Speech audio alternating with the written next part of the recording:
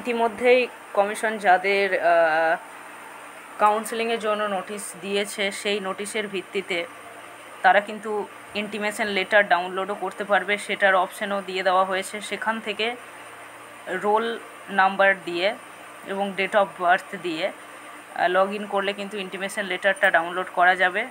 এছাড়াও আমরা upper primary সংক্রান্ত কয়েকটা খবর অবশ্যই জেনে নেব। সকলেই কিন্তু অবগত যে আপাতত বেঙ্গলি মিডিয়াম ছাড়া অন্যান্য মিডিয়ামের শুরু হয়ে যাচ্ছে কাউন্সেলিং প্রসেস, পুনরায় কাউন্সেলিং প্রসেস অ্যাকচুয়ালি।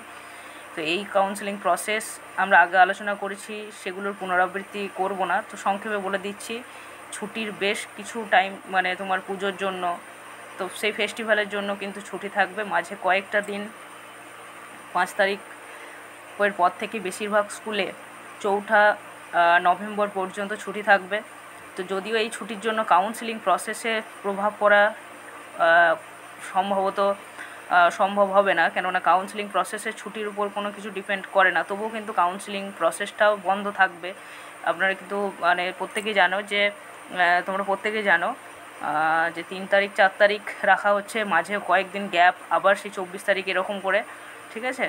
তো যাই হোক, আমরা আরও কয়েকটি বিষয় জেনে নেব, বাংলা মিডিয়ামের কবে নাগাদ হতে পারে এবং সেই সংক্রান্ত জয়েনিং প্রসেস বা যেটা রেকমেন্ডেশন লেটার সেগুলো অ্যাকচুয়ালি কীভাবে সেখান থেকে দেওয়া হবে বা সেগুলো কিভাবে ছাড়া হবে, সেই সংক্রান্ত বিষয়গুলো আমরা আলোচনা করে নেব।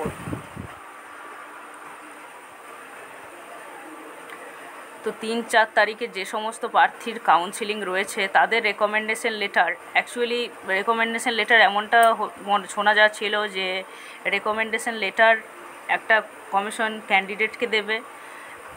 3 রকমের রেকমেন্ডেশন লেটার, মানে 3টে রেকমেন্ডেশন লেটার থাকবে, 3টে পার্ট থাকবে। একটা নির্দিষ্ট স্কুল অথরিটিকে পাঠাবে, ঠিক আছে, যে স্কুলে তার সিলেকশন করবেন তিনি, আর একটা ডিআই অফিসে পাঠাবে, ঠিক আছে, রেকমেন্ডেশন লেটারগুলো। এছাড়া যেটা পরবর্তী তারিখ রয়েছে 3-4 তারিখের পরে 24, 25, 28, 29 তারিখে ঠিক সেইভাবেই কিন্তু কাউন্সেলিংও হবে, ঠিক আছে, এবং স্পিড পোস্ট থ্রুতে কিন্তু রেকমেন্ডেশন লেটারটা তাদের হাতে দেওয়া হবে, প্লাস স্কুলগুলোতে সেগুলো কিন্তু স্কুল এবং ডিআই অফিসে যতটা শোনা যাচ্ছে, তো ডিআই অফিসেও কিন্তু সেগুলো পাঠানো হবে, ঠিক আছে। আর বাংলা মিডিয়ামের যেটা কাউন্সেলিং সেটা 1 নভেম্বর থেকে মোস্ট প্রবাবলি শুরু হবে, 1 নভেম্বর থেকে, কেননা অক্টোবরে সেরকম বুঝতেই পারছি যে অক্টোবরের সময়ও নেই এবং অক্টোবরে গোটা অক্টোবরটা যে কটা দিন সেটা অন্যান্য মিডিয়ামের হয়ে যাচ্ছে, ঠিক আছে। তো মঞ্চের তরফ থেকে কিন্তু আমাদের মঞ্চের তরফ থেকে 4ই অক্টোবর পুজোর আগেই স্কেডিউল এবং স্কুল ভ্যাকান্সি, পুজোর আগেই কিন্তু যে স্কেডিউল এবং স্কুল ভ্যাকান্সি লিস্ট এবং কতগুলো মানে কোন ডিপার্টমেন্টে কতগুলো ভ্যাকান্ট রয়েছে সেগুলো প্রকাশের জন্য বলা হচ্ছে, যে ভ্যাকান্সি লিস্টটা দিয়ে দিতে, স্কুল লিস্টটাও দিয়ে দিতে, তাহলে স্কুল চয়েস করতে পারবে, তারা আগে থেকে ভেবে নেবে, ঠিক আছে। তো যাই হোক, সেটা অনুযায়ী বলা হচ্ছে। তো সেগুলো যাচাইয়ের কাজও চলছে, যেহেতু স্কুল কিছু ভুল ছিল।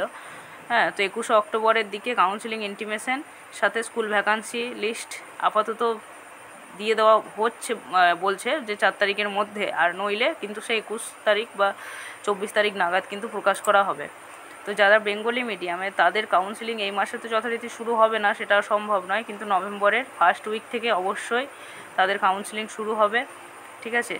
এবং কি বলছে, প্রতিদিন 400 জন প্রার্থী চলাকালীন 3 দিনের একত্রিত রেকমেন্ডেশন লেটার, প্রতি সপ্তাহে 2 বার একত্রিত স্পিড পোস্ট। তো এটার মেন বিষয় যেটা আমি বলি, যে ডিভিশন বেঞ্চের নেতৃত্বে যেটা সময় দেওয়া হয়েছিল 2 মাসের একটা মানে প্রথম 4 সপ্তাহ, তারপরের 4 সপ্তাহ কিন্তু 21শে নভেম্বরের নাগাদ কিন্তু শেষ হয়ে যাচ্ছে।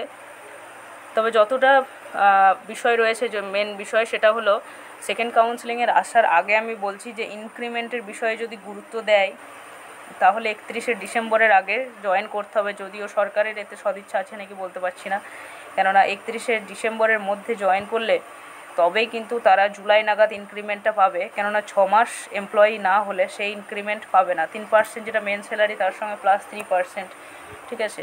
তো ইনক্রিমেন্টটা কিন্তু যদি ডিসেম্বর নাগাদ জয়েন করে তাহলে সেই 3% সে জুলাই নাগাদ পেয়ে যাবে, একটা যে পার অ্যানাম মানে পার বাৎসরিক যে ইনক্রিমেন্ট পায় সেটা পেয়ে যাবে। আদারওয়াইজ কিন্তু এখনও কিন্তু প্রায় 1.5 বছর লাগবে, মানে জানুয়ারিতে জয়েন করলে, ঠিক আছে। তো পরের বছর জুলাই নাগাদ তাহলে ইনক্রিমেন্টটা পাবে। তো যাই হোক, ইনক্রিমেন্টের বিষয়টা অবশ্যই মাথায় রাখতে হবে।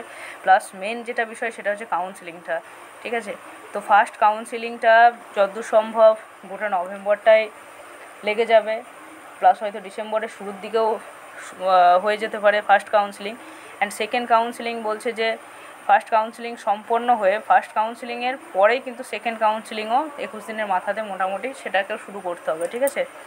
তো সেটা দেখা যাক যে কতটা কী হচ্ছে। মেন ব্যাপার ফার্স্ট কাউন্সিলিং যেটা অফিসিয়ালি আপডেট যে কাউন্সিলিংটা শুরু হবে বা কিছু, সেটা আর যত সম্ভব পুজোর আগে আর হবে না পাবলিশ করা, এবং 4ই অক্টোবরের মধ্যে স্কুল ভ্যাকান্সি লিস্টও যত সম্ভব আর হবে না, ঠিক আছে। তবুও কিন্তু পাবলিশ করা উচিত, তার কারণ কাউন্সিলিং প্রসেসটা শুরু হয়ে গিয়েছে যেহেতু, তাই না।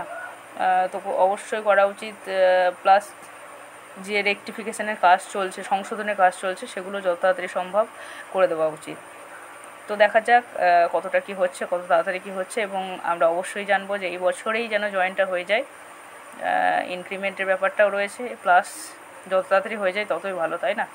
তো যাই হোক, সবাই ভালো থাকবে। Thank you, stay good, stay happy.